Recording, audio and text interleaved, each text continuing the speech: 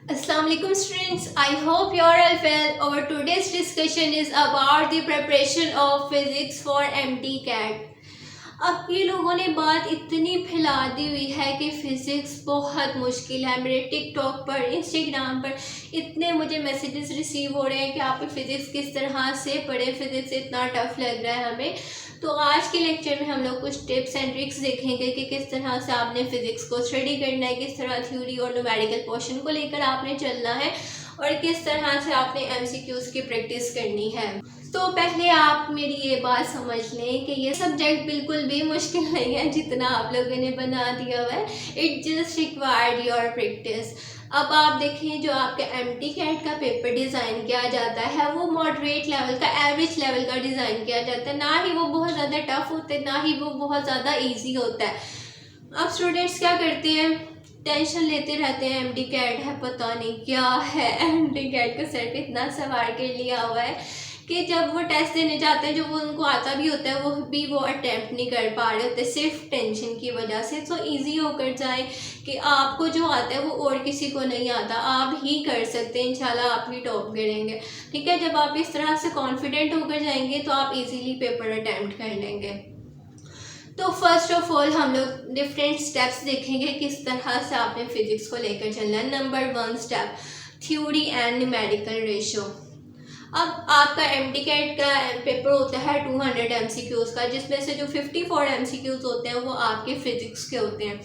अब उनमें जो आपके 10 to 14 MCQs होते हैं वो सिर्फ न्यूमेरिकल बेस्ड होते हैं। बाकी जो आपके 35 to 40 MCQs होते हैं वो आपके थ्योरी बेस्ड होते हैं।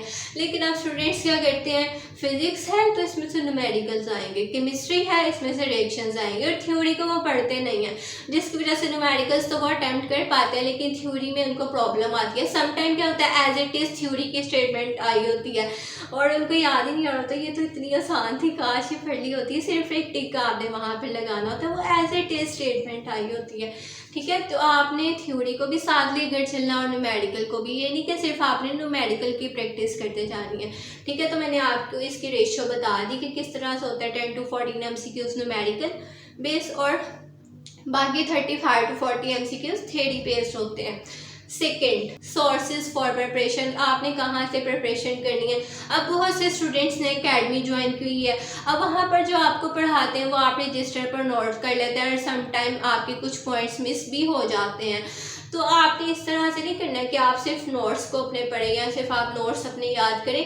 आपने बुक्स रीडिंग भी करनी है, जो भी आप उस टॉपिक से रिलेटेड बुक में लिखा गया आपने वो भी पढ़ना है। सेकंड, आपने प्रेप बुक से भी पढ़ना है। प्रेप बुक आप खुद भी डिज़ाइन कर सकते हैं, एक प्रेप रजिस्टर आप बना सकते हैं जिसमें आपने हर टॉपिक को समराइज फॉर्म में लिखना होता है। प्रेप बुक में भी बेसिकली यही होता है कि जो आपका हर टॉपिक है वो समराइज फॉर्म में होता है।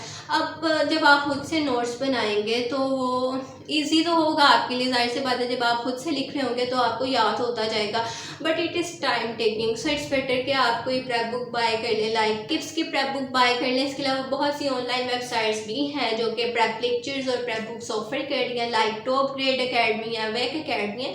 तो आप यहाँ से भी इन साइन अप करके इनकी बुक्स बाय कर सकते हैं, कुछ फ्री ऑफ कॉस्ट भी हैं, कुछ आपको बाय करनी पड़ती हैं।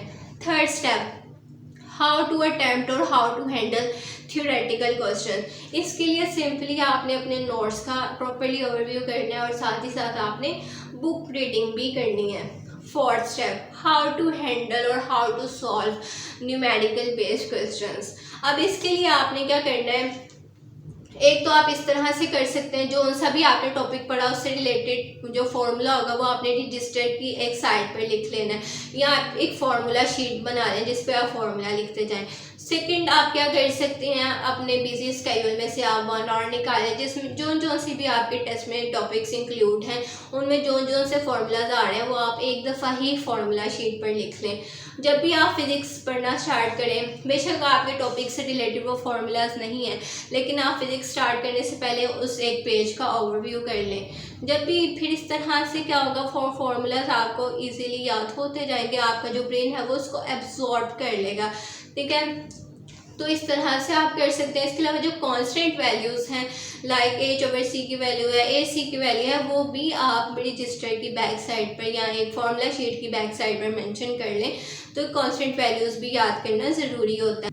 5th स्टेप, रिव्यू एरर और how to improve your mistakes. अब डेली बेसिस पर आपके एकेडमी में भी टेस्ट सेशन चल रहा होगा। इसके अलावा कुछ स्टूडेंट्स हैं वो ऑनलाइन वेबसाइट्स पर भी प्रैक्टिस कर रहे हैं।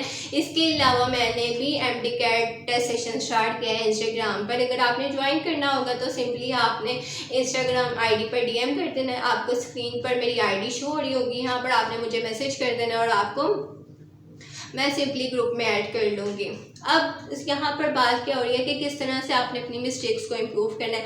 जब आप टेस्ट देते हैं तो उसमें ऑब्वियसली स्टूडेंट्स के कुछ MCQs गलत होते हैं। लाइक अगर आपके न्यूमेरिकल बेस्ड MCQs गलत हो रहे हैं तो आपने उसको 2-3 बार उस न्यूमेरिकल को अपने हाथ से गुजार लेना है। और अगर थ्योरेटिकल बेस हो रहे हैं तो आपने थ्योरी का प्रॉपर्ली ओवरव्यू कर लेना है। बाकी इन मिस्टेक्स को इम्प्रूव करने के लिए आपने क्या करना है, एक रजिस्टर बना लेना है जिसमें जो से भी आपकी मिस्टेक्स आ रही हैं MCQs की, वो आपने उसमें लिखते जानी है ताकि वो मिस्टेक्स आपकी रिपीट ना हो। 6th स्टेप हमारे पास आ जाएगा, test your knowledge that matters a lot. बेशक आप अकेडमी में टेस्ट देकर आ रहे हैं, लेकिन आपने आएंगे तो आगे बाद बेशक प्रैक्टिस बुक है MCQs की, वहाँ पर प्रैक्टिस करें। उस टॉपिक से रिलेटेड ऑनलाइन वेबसाइट्स खोलें, वहाँ पर MCQs की प्रैक्टिस करें।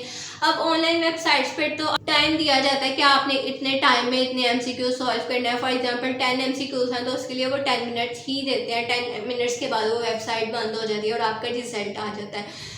अब अगर आपके पास प्रैक्टिस बुक है जहाँ पर आपने MCQs की प्रैक्टिस करनी है तो सिंपली आपने अपने फ़ोन पे टाइमर ऑन कर लेना है, जिससे आपको आइडिया हो जाएगा कि आपने कितने टाइम में MCQ सॉल्व किया। इस तरह से आपकी स्पीड भी इम्प्रूव होगी।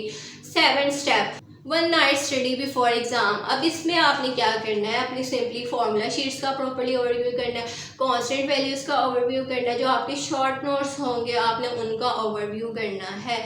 And the last one, how to attempt paper और हाउ टू मैनेज टाइम। अब इसमें आपने सबसे पहले जो इजी क्वेश्चंस होंगे आपने उनको सॉल्व कर लेना है। देन आपने आना है डिफ़िकल्ट की तरफ, लास्ट पे आपने आना है न्यूमेरिकल बेस्ड क्वेश्चंस की तरफ। अब आपको न्यूमेरिकल बेस्ड क्वेश्चन सॉल्व करने के लिए, रिएक्शंस के लिए एक सेपरेट पेज दिया जाता है जहाँ पे आप रफ वर्क कर सकते हैं। तो सिंपली आपने वहाँ पर किस तरह से सॉल्व करना है, लाइक अगर आपके पास स्क्रीन पर मेरा पेपर शो हो रहा होगा 2019 का, ये मेरा MD-CAT का पेपर है, तो ये आपके सामने है न्यूमेरिकल। अब यहाँ पर एनर्जी फाइंड करनी है, आपको पावर और टाइम दिया हुआ है। तो सिंपली आपने पावर को P से डिनोट कर देना है, टाइम को T से डिनोट कर लेना है और फॉर्मूला लगा के MCQs को सॉल्व कर लेना है। अब आपने ये नहीं करना कि आप पूरा लिखें power is equal to this and time is equal to this.